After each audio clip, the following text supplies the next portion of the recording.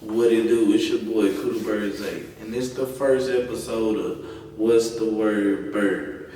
It's me, and you know what I'm saying. I need all of y'all to hit that like and subscribe button. We coming at y'all with the hottest takes in sports. You feel me?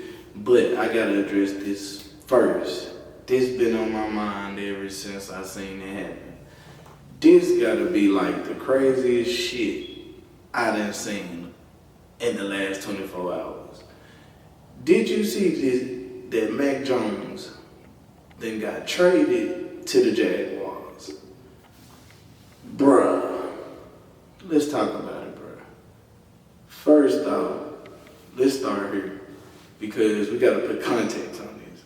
First off, I like Mac Jones at Alabama. Good quarterback at Alabama. I mean, you know what I'm saying? With everything Alabama had, he should have been doing what he was doing. So let's start right there. Like, you know what I'm saying? Alright. So, Mac Jones, go through the whole battle with Cam. Go through the battle with Cam. To me, in my eyes, I feel like he should have never been starting over Cam. Like, to me, Cam outplayed him, but he ended up getting COVID. But I feel like they was pushing the young guy, but I didn't ever feel like Mac Jones ever outplayed Cam. So to me, I never felt like Mac Jones really deserved it anyway, but that's a whole nother story. That's a whole nother thing, right?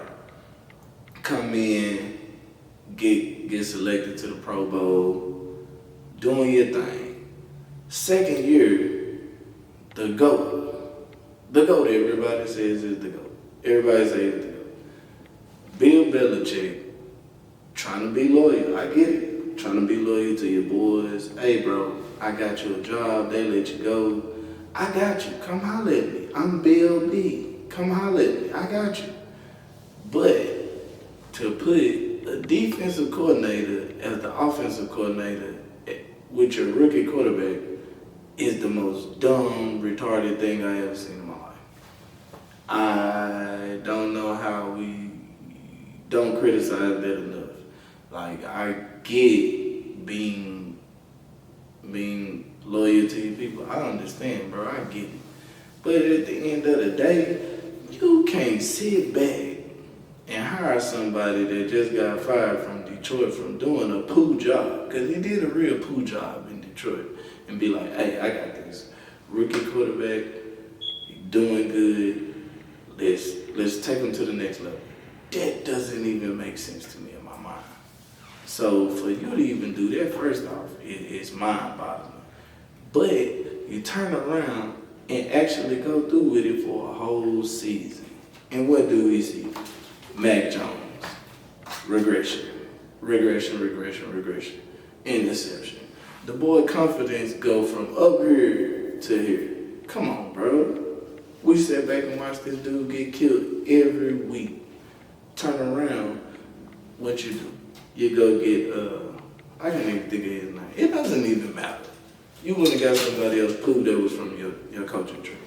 What he do? Bench him. Now the man's confidence all the way shot. And we still sitting back calling this man to go. How are we doing this? I don't understand.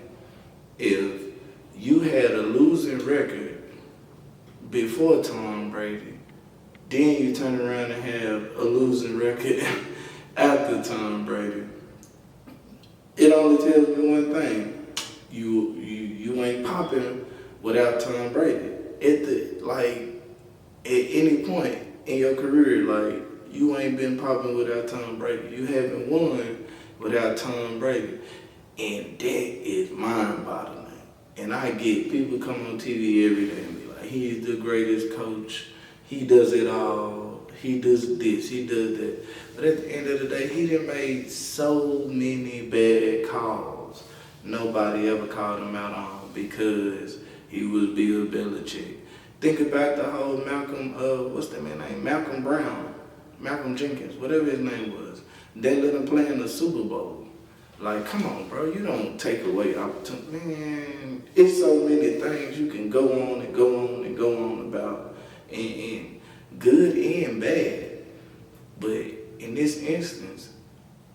bad is outweighing his good.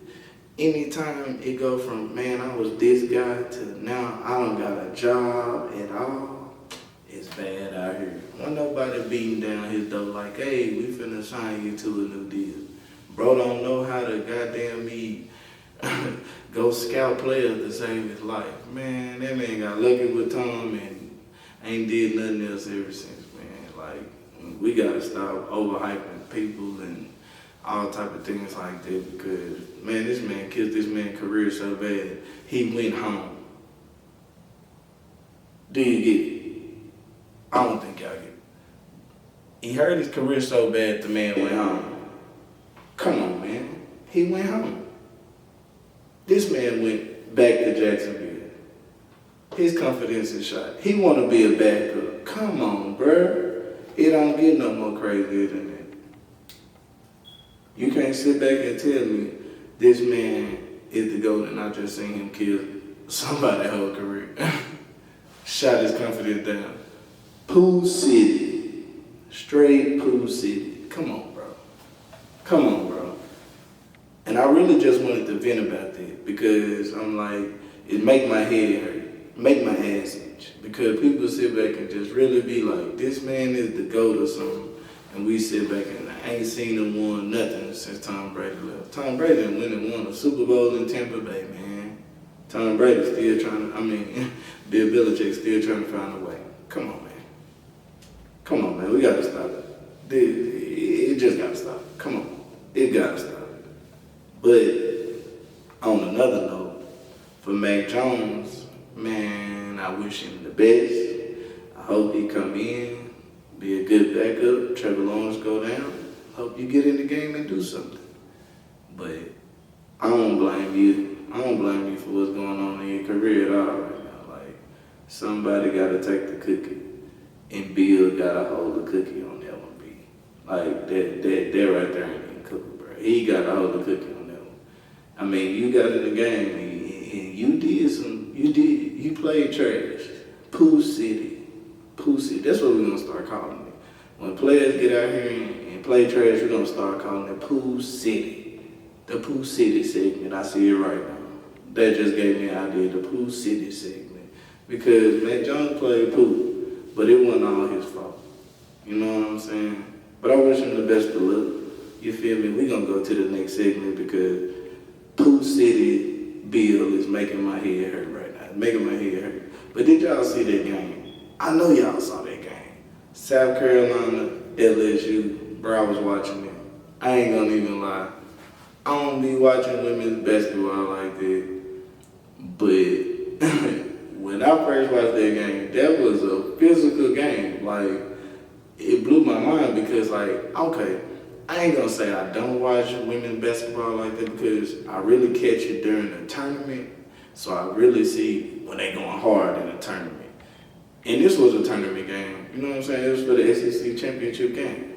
But to see the physicality between both of them teams, it was like, bruh, you already knew from like the first quarter, like from tip off, like they can end up squaring up at any point in this game because they came out throwing bows. I was like, damn. I told my girl, I said, God damn, they physical than a motherfucker in this game right here. They is bowling, they is, you know what I'm saying, going at it. And I didn't know Flo J was that nice, bro. She's so nice out there. She was hitting people with crossovers. I was like, come on, man. Flo J was hard out there. That was hard. But her brother, when they got into it, that man jumped over that garden rail like a track athlete. I said, what is this black man doing on TV right now? Did he just jump over this guardrail like it was nothing? That man had springs in his shoes. I never seen somebody hop over a guardrail so fast to square up with a girl. I ain't gonna lie. She a tall girl. I ain't gonna be careful. She might would have punched his ass in the face. He probably would have country. He probably would have country. But he ran out there to defend his sister. So I don't even know what to say about that one. I'm gonna leave that one alone because I got a bunch of opinions about that right there. That was funny. But real intense game. I like everything about that game, man. Staley, like, gotta be, like, the best coach out here right now. She gotta be like the best. Like when you think about like women's coaching, like besides Gino Oriema, like who else? Like you know what I'm saying? I mean, I like Kim Monkey a little bit. You know what I'm saying? A little bit. I don't like her like that, but I like her a little bit. But Gino been that guy forever. Like Gino been Gino. But Dunn then came in and took the game over from him. Like, I don't think he's gonna get it back. I don't think he's gonna get it back at all. I see her pulling out one of his runs because the way she recruiting right now, the way them girls buy into what she doing, then you see what type of players that she's sending to the WNBA, like Asia Wilson, like the biggest. You feel me? Like, come on, man. Like, pretty soon, you're gonna have to mention her in the GOAT conversation amongst coaches because what she did and what she's doing right now is changing a whole narrative. Like, you know what I'm saying? We got Caitlin Clark and, you know what I'm saying? We got Paige Beckers. We got a bunch of different, you know what I'm saying? Juju, like, oh, Juju, like, man, let me tell you something.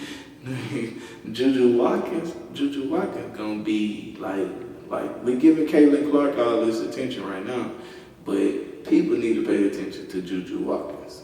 Juju Watkins is like, bruh, she remind me of like Kyrie Irving. Like I watched like 5 or 6 of her games this year. She been going crazy. I mean, the handle crazy, the jump shot crazy, like everything she doing right now, like just amazing, like top tier. So I gotta give a shout out to Juju Watkins because Juju Watkins is killing the game right now. But in that same sense, Dawn Staley, like I said, has been taking the game to a whole nother level because she has changed how it was. Now we got balance in women's basketball in college. Like we got a balance because you couldn't run the game for so long. You couldn't run the game. It's like, bro, you couldn't go in every year. Every year was you couldn't. Dawn Staley came along and was like, all right, it's time to change. And it ain't been the same since she got there. So I most definitely think she gonna be in that GOAT conversation real soon. I say, man, she win about 3 or 4 more. You ain't gonna be able to tell her nothing. You feel me? Like, I really feel like, in all honesty, she could be like the first women's coach to coach in the NBA because of everything that she represents. I feel like NBA players will buy into her system. She's a winner. And she gonna be like auntie. You feel me? Like everybody got auntie, you know what I'm saying? And everybody ain't trying to let auntie down either. But you know what I'm saying? At a point in time, that's that firm hand. You feel me? So it's different when you think about it. Like a woman's touch in the NBA would be something different. I definitely feel like she would be the first woman to pull it off. Like I know they push for what's her name, Becky Hammond a lot, but I don't think she'll be able to pull it off before Dawn Staley. And that's just if that's something that she even wanted to explore. I think she enjoyed what she's doing right now. I don't think that's something she just necessarily even thought of, but to me, in my mind, I feel like if she wanted to give it a try and give it a go, I most definitely feel like she could pull it off, like easily. Like she could easily do that. Like I feel like that in my mind, like that'd be something that could easily be done for sure. Like for sure. But with all of that, I ain't trying to pocket watch now. I ain't pocket watching. But you know, they said that boy Baker Mayfield and got 100 mil, 50 mil guaranteed, 3 years from Tampa Bay. Baker looked nice last year with Tampa Bay. It was nice. It was nice. They made it to the playoffs. They made it further than my Cowboys. Let me say that. I can say that.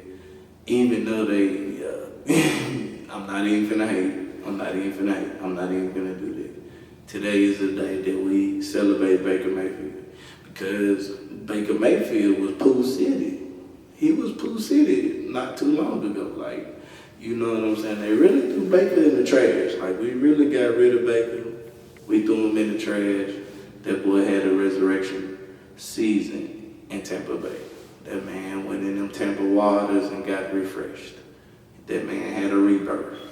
He came back to life. Night of the living dead. Night of the living Baker. The rebirth. Like, I don't even know what to say about it. I don't really know how to feel about it because, like, they put him and Mike Evans back together. Mike Evans signed his contract. He coming back. Like, they lost a couple pieces on the defensive end. Levante David leaving. Like, it's a lot of things happening. So it's like, do I think Baker gonna have the same type of year? I don't really know. Because Baker been so up and down his whole career. It's like, bruh, what do you really think he gonna do? Like, you never know what Baker could do. Like, Baker could come out and have an MVP season later. I mean, like, or he could be Pooh City Baker all over again. It's like, you just never know. Because when you put that money in somebody's hand, it can be a good thing or it can be a bad thing. You just never know. You never know. We could get Pooh City Baker. We could get MVP Baker. Only time gonna tell. But I like to see that he got his money. I like to see that because that let me know Tampa Bay done bought into that Baker. To that Baker. He been baking cookies for him. So we gonna see. But that man got his bag today. He got his bag. And Bill didn't kill his career. Bill didn't kill his career. I'm glad you didn't go to Bill Baker. You might not have made it out. Mac ran home. Let me leave this man alone for real. Because that is like, oh man, my head hurts still thinking about it. Like, how you do that? But definitely glad Baker got that bag. But I know y'all seen it. I've seen it. Russell got released by the Broncos. When they seen the Giants, I don't know how that's gonna work. The Giants, they still got Daniel Jones. Just let Saquon go. Offensive line, Pooh City. Like, I don't see him going to the Giants.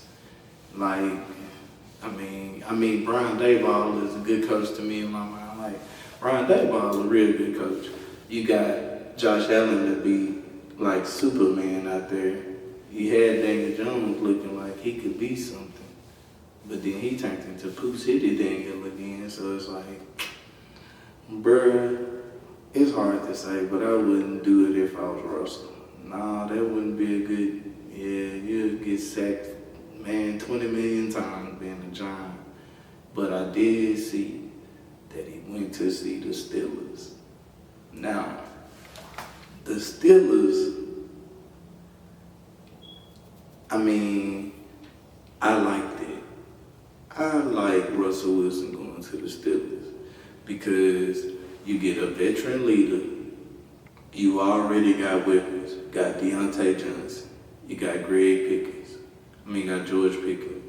You got Najee Harris. You got Jalen Warren. Like, they got a lot of stuff right now. So you got fire move at tight end. Like, with Russell, with what he did last year, you put that on Pittsburgh. Pittsburgh, I feel like, can win a game or two in the playoffs. Like, let's not forget, Mike Tomlin ain't had a losing season yet. So to get an upgraded quarterback would do him wonders because Kenny, the Pickett man, just ain't the way. He ain't the way. I knew any quarterback that wear 2 gloves on his hands can't be the franchise quarterback. He just can't do it. His swag ain't right. I ain't never seen a quarterback that wear 2 gloves ever be successful in the NFL. It just don't happen. Like, You seen Teddy Bridgewater, like Teddy B been in the game, like he been doing his thing, like, you know what I'm saying? He got that nasty injury slowed him down. He the only person I seen to wear 2 gloves as a quarterback, besides when it's cold outside. I'm talking about you just wear 2 gloves every game. He the only quarterback I seen almost be something. Kenny Pickett? Nah, bro. You can blame the offensive coordinator. That man won that tight at Pittsburgh. Like, y'all, like, we gotta stop overhyping and overanalyzing players. Like, we reaching. Like, Pittsburgh reached for Kenny Pickett. Like, Kenny Pickett should probably win in the 3rd round. Like, he had a hot senior season. Like, dude played in college for 20 million years. Like, come on, man. Come on, Mikey. Come on, man. He ain't had a losing season. But if he go get Russell, I most definitely see him making the playoffs.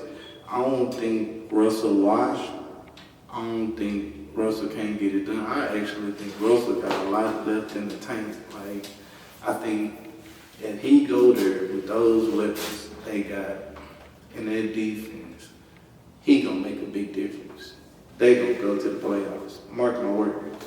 If Russell Wilson signed with the Pittsburgh Steelers, I'm telling you right now, no matter, like, throw the Broncos situation out the window.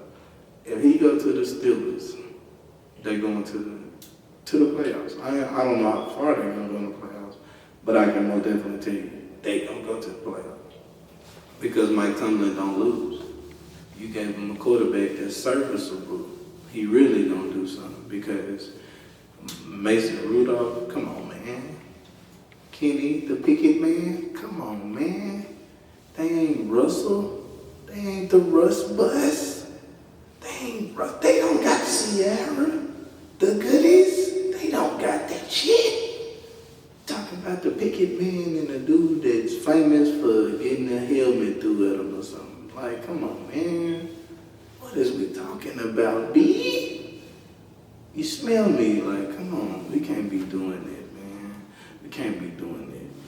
But I really feel like that's the perfect place. I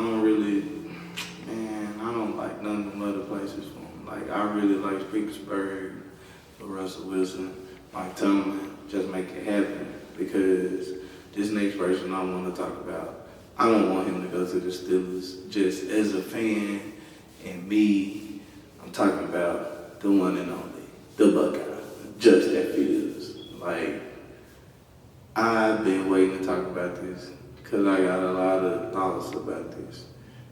Justin Fields most definitely should get traded to the Atlanta Falcons. He from Atlanta. Atlanta got the weapons. Atlanta got the offensive line. And Atlanta got cap space.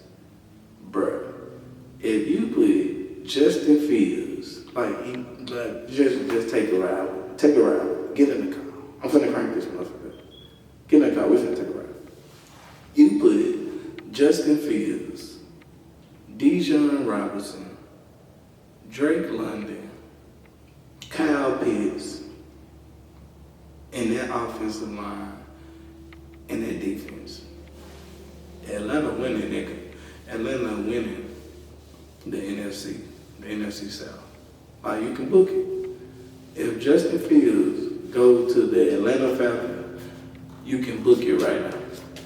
If he go to there, they going to the playoffs, they winning the NFC South. Easy, write it down, take a picture, just write it down right now. Because the things he can do with his legs and the fact that you have a Drake London and a Kyle Pitts. When you was in Chicago, he only had, what's that man's name? He only had more. DJ Moore is the only receiver he had. Darnell Mooney. I mean, like, come on, man, what is we talking about? Like, He regrets. He ain't do nothing last year. You put that man on that team in Atlanta, and we got action, baby. I'm talking about Michael Vick 2.0 because he already run like Vick. Throw better than Vick. Man, we got a hit. I smell it right now. The Dirty Birds coming back, baby. The Dirty Birds. Like, I most definitely see that. But it's a lot of people saying that the Birds should keep Justin Fields. And I'm really like, I'm 50-50 because the Bears ain't really developed a quarterback ever. Like, I don't even count Jim McMahon. Like, he was Pooh City. Like, I mean, he had one good year, but the defense, you know what I'm saying? We talk about the fridge. Like, that defense was so hard. Like, I mean, you could have threw, I ain't gonna say anybody at quarterback on there, but I mean, like, you ain't have to do too much. Score a touchdown. The defense wasn't gonna let them score anything. Like, but, I mean, who can you say been developed properly? Jay Cutler? I mean, like, Chicago ain't produced no quarterbacks at all. So, on that note, I'm like, man, Justin, you should run up out them doors, bro. Get up out of there. Don't think twice. But then I also look at it like, they got the #1 pick. They got the #8 pick. Y'all can build. Y'all can build so much if you traded that first pick because teams are gonna offer you a haul. So if you traded that first pick, that's multiple picks. That's multiple first rounders.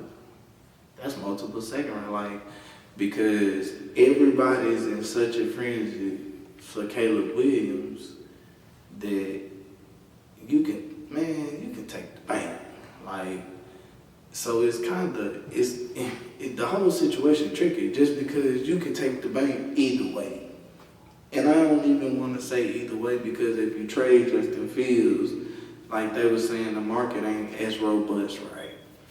But I feel like it be collusion going on. Like, you know what I'm saying? Like, I feel like certain owners try to get other owners, like, I ain't gonna say collusion, but I feel like it's a lot of finessing going on, which everybody know happen in the off season. Finessing happens like mug in the off season. It's just like anything, like. But I most definitely feel like everybody throws stuff out there, like just to try to get other people to try to go lower, so they can try to give less to get people. I know teams do that, try to do smear jobs on people to try to to get the advantage to get a player. Which, I mean, hey man, if you want that player that bad that you willing to do that, hey man, by all means. But I most definitely feel like a lot of stuff that's been through out there right now by Justin Fields ain't true. The market is big. I don't feel like, because he's too talented. Like, I feel like people know that the situation he was in, he didn't have no weapons. He didn't have no line. His offensive line was historically Pooh City. So it's like, bro, come on, man. You can't throw somebody out there. And even with that team, he still did what he did. I feel like a new situation in Atlanta, come on. He gonna do it. I most definitely see them winning the NFC South, and I most definitely see them going to the playoffs if Justin Fields goes to Atlanta, which I like the most. But I'm gonna wrap it up with this.